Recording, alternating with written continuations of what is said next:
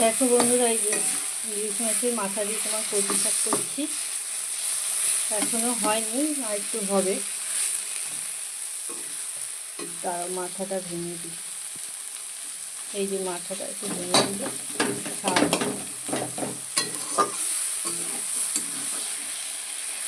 কার কার প্রিয় ইলিশ মাছের মাথা দিয়ে কচু শাক কমেন্ট করে জানিও।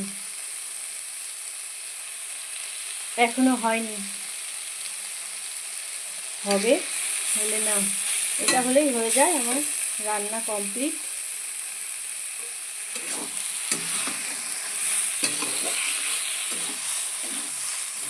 চলো আবার পরে আসছি, হোক, রাখছি।